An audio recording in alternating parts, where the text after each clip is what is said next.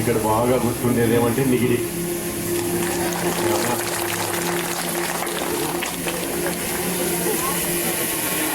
ఏళ్ళు అవుతుందో కానీ నిగిడి గురించి చెప్పింది నాకు. ఈ ప్రాంతంలో మొదలు పెట్టినప్పుడు అన్ని గ్రామాల్లో మొదలు పెట్టినామన్నమాట ఆర్డీసీ తరఫున.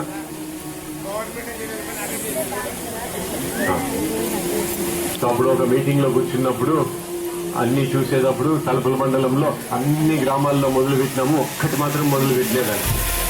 అదే ఊరు అంటే నిగిడి. అది మళ్ళీ ఎందుకు మొదలు పెట్టలేదా? అది అసలు రోడ్డు లేదు సార్, అది పోయేకే చాలా కష్టము, ఎటు చేయాలో తెలీదు, అందుకే అట్లే పెట్టినాము అని. మళ్ళీ అట్లయితే పోదాంపా చూద్దాము అని. సో అప్పుడు నేను ఇంకా ఒక 2-3 కలిసి నిగిడి పోయినాం. ఇక్కడ రోడ్డు లేదు, ఇక్కడ అవతల నుంచి కదిరి వైపు నుంచి ఆ కొండల్లో అడవిలో నుంచి నడుచుకొని రావాల ఊరి మధ్యలో పోయేది లేదనమాట.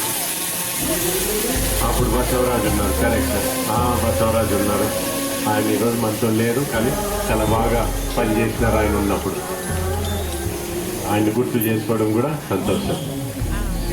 సో ఆ ఊరికి పోయిన తర్వాత ఆ రోజు అక్కడ ఊరు చూసిన తర్వాత ఆ ఊర్లో మాకు ఇక్కడ రోడ్డు అంటే ఆ 2 కొండల మధ్యలో సులభమైన పని కాదు, చాలా పెద్ద కష్టమైన పని. ఆ కాలంలోనే ఎన్ని సుమారుగా ఒక 60-70 లక్షలు అయిందనుకుంటే అది చేయడానికి. అప్పుడు